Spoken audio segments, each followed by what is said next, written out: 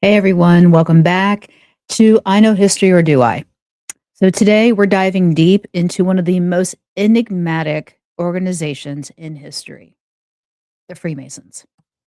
So are they a harmless brotherhood dedicated to charity and self improvement, or are they a shadowy secret society pulling the strings of world events? So from ancient rituals to modern conspiracy theories, we'll explore it all in this deep dive. So if you're new here, hit the subscribe button and turn on notifications so you don't miss out on more uncovers like this. So let's get started.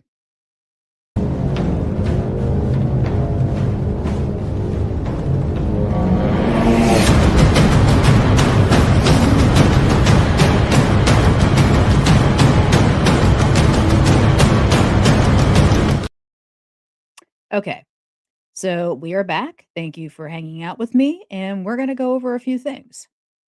So, Freemasonry, or simply Masonry, traces its roots back to the medieval stonemasons guilds of Europe. Now, these groups were skilled builders who constructed materials and constructed castles and cathedrals and other grand structures during the Middle Ages. Now, back then, they were operative masons, actual workers with tools like the square and the compass. But around the 17th century, something shifted. Non builders and thinkers and nobles and intellectuals started joining these guilds, turning them into the speculative masonry focused on moral and philosophical lessons rather than literal stonework. Now, those of you out there who are, probably have heard Freemasons really don't know much about it. And it's actually supposed to be a philanthropic organization. But I guarantee you a lot of you first heard of it from the 2004 film classic National Treasure. Let me see if I can find it here. Yeah, right here, because this was the opening scene to this movie, and a lot of people were enthralled and their imaginations went wild. So we're going to play this. It's a secret. A treasure. A treasure beyond all imagining. A treasure that had been fought over for centuries by tyrants, pharaohs, emperors, warlords. And every time it changed hands, it grew larger. And then suddenly, it vanished. It didn't reappear for more than 1,000 years, when knights from the First Crusade discovered secret vaults beneath the Temple of Solomon. You see, the knights who found the vaults believed that the treasure was too great for any one man, not even a king. They brought the treasure back to Europe and took the name, the Knights Templar. Over the next century, they smuggled it out of Europe, and they formed a new brotherhood called the Freemasons in honor of the builders of the Great Temple. War followed. By the time of the American Revolution, the treasure had been hidden again. By then, the Masons included George Washington, Benjamin Franklin, Paul Revere. Now look here, Ben. The Freemasons, among our founding fathers, left us clues like these. The unfinished pyramid, the all-seeing eye, symbols of the Knights Templar, guardians of the treasure. They're speaking to us through these. Okay. So if you've seen that movie, you've seen that scene, and it's most likely probably your first real introduction into the Freemasons. But let's get back to who they actually were. So the modern era kicked off in 1717, where 4 London lodges formed the Grand Lodge of England, the first official governing body. Now, from there, Freemasonry spread like wildfire across Europe and into the Americas, attracting influential figures who saw it as a way to promote Enlightenment ideals like liberty, equality, and brotherhood.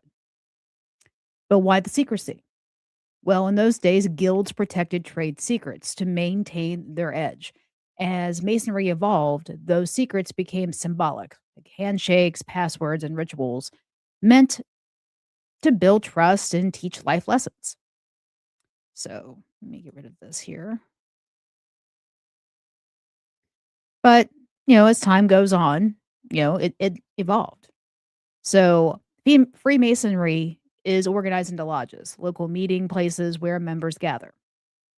And we will throw that up there. Yep, there you go.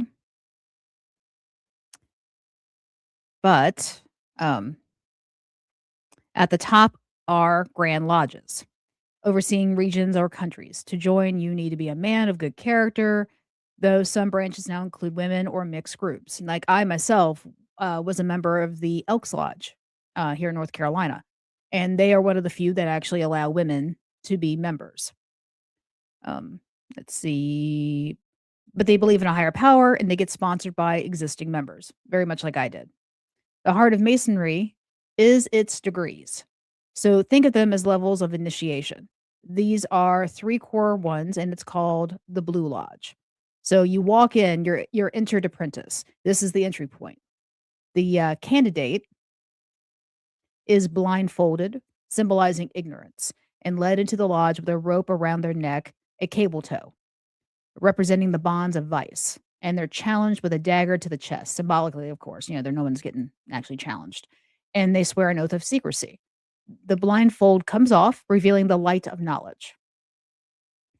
So, level 2 is the fellowcraft. That focuses on education, the arts, and sciences.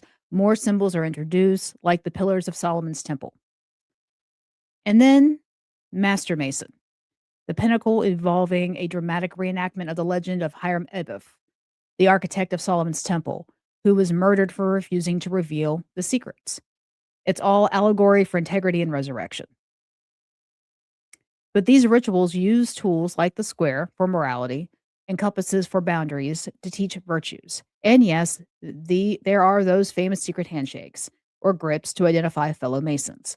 But here's the twist. Most of these secrets have been public for centuries, leaked in books or online, and Masons keep them ritualistic for tradition, not for world domination.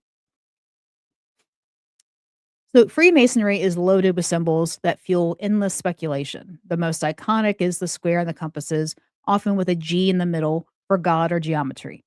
Then there's the all-seeing eye, which appears on the US dollar bill, but not a Masonic plot, but inspired by Enlightenment symbolism for divine providence. Other symbols include the level, equality, plum, uprightness, and the beehive, industry. Pillars like Boaz and Jachin represent strength and stability, and these are not occult, they're tools for moral lessons, drawn from the biblical and architectural metaphors. But in the wrong light, they do look sinister, especially when tied to conspiracy theories. So let's get into some famous members. So Freemasonry was attracted power players throughout history, and in America, George Washington was a master Mason. And many founding fathers like Benjamin Franklin and Paul Revere were also members. And we can also add to that list, I wrote some down. We got Charles Lindbergh, John Wayne, the actor, Thomas Edison, the inventor, Oscar Wilde, the writer. And you already know about Paul Revere and Thomas Jefferson. So, these are other people who have actually been Masons. So, according to my records, 14 US presidents were Masons, including FDR, Truman,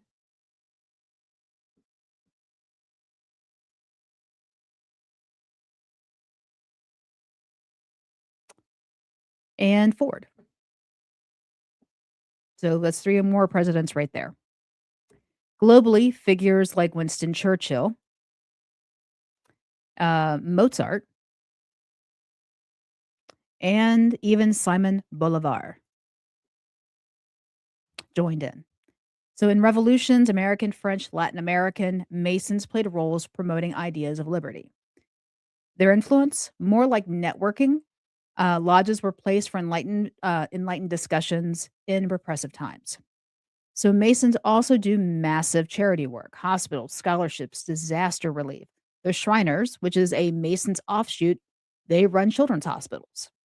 So, the real impact, yes, there is some, but through philanthropy, and ideas, not secret control.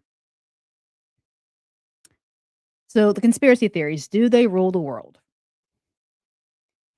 This is the juicy part, conspiracies. Since the 1700s, people have accused Masons of everything from rigging elections to satanic worship. The Illuminati, founded in 1776 by Adam Weishaupt, it was a short lived Enlightenment group that some say merged with Masonry to plot world domination. If you remember, the Illuminati is brought up a lot in the, um, oh my goodness, the Tom Hanks movie, The Symbol, or I don't even remember. It was the first one of those 3 that trilogy. Illuminati is brought into that, and they kinda tie into the Catholic Church a bit. But it was disbanded by 1785. Then there's the New World Order, a supposed global elite cabal often linked to Masons, Jews, and Jesuits. Nazis persecuted Masons, seeing them as part of a Jewish Masonic conspiracy. But in modern times, theories tie them to the Bilderberg Group, Skull and Bones, or even Hollywood. Books like The Protocols of the Elders of Zion, which is a forgery, fueled anti Masonic hysteria, leading to bans in places like fascist Italy and the Soviet Union. Even today, QAnon echoes these ideas. So let's debunk the myths in modern Freemasonry. So, is there truth to the conspiracies? Historians say no. Most are rooted in fear of the unknown, anti Semitism, or political scapegoating. Freemasonry isn't a unified global power. Lodges are independent, and membership has declined from millions in the mid 20th century to about 2 to 6 million today. But modern Masons focus on community service and personal growth. They're not hiding treasures like in National Treasure, and because that's just a Hollywood fun. And if anything, their influence comes from fostering ethical leaders, not controlling them.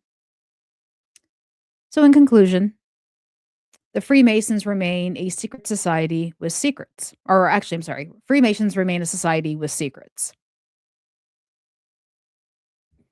But those secrets are more about self improvement than sinister plots.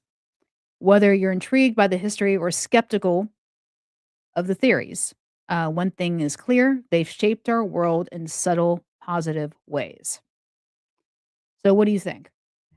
Are the conspiracies overblown, or is there more to uncover? So, drop your thoughts in the comments below. And if you enjoyed this, like, share, and check out our next video on the Illuminati next.